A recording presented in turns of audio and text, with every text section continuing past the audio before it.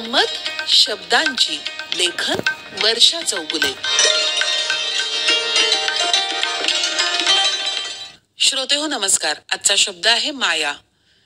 संक्रांतीसाठी frock शिवायला टाकण्यासाठी आजी आणि मनू गल्लीतल्याच एका टेलर काकूंकडे गेल्या होत्या. मुलींचे ड्रेस त्या खूप छान शिवायच्या. गप्पा मारत मारत काकूंनी माप घेतलं. मनू नेहमी तयार ड्रेस घ्यायची, त्यामुळं तिला हे सगळं नवीन होतं आणि आता ती गावात शिकायला आल्यानं इतरांना तिचं कौतुक होतं.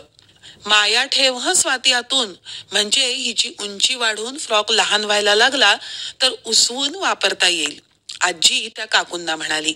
हो हो, माया ठेवतेच मी, त्यामुळं ठेवून वापरताही येईल तिला.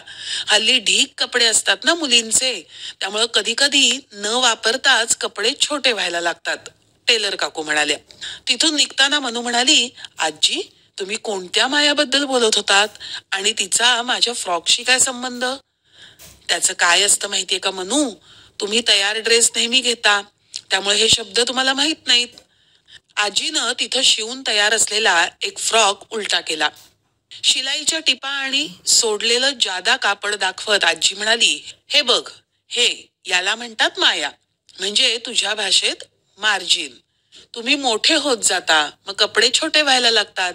अशा वेळी ही एखादी शेवटची टीप उसवली की तुम्ही आणखी काही दिवस ते कपडे वापरू शकता. म्हणून मी काकूंना म्हंटल, थोडी माया सोड.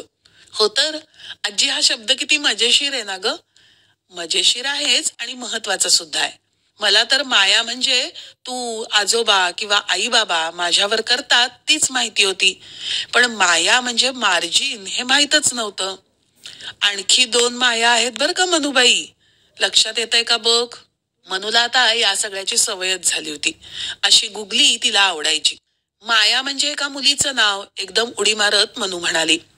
अगदी बरोबर. आणखी एक माया आहे, ती ओळखता आली तर आज तुला आईस्क्रीमची पार्टी. आजी हसत हसत म्हणाली.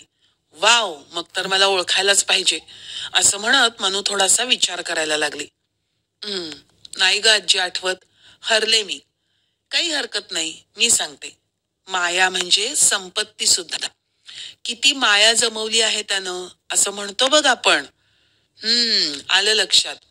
मायाबाई थोर आहात हो तुम्ही, असं म्हणत आजीना ती आईस्क्रीमच्या दुकानात पोचल्या सुद्धा.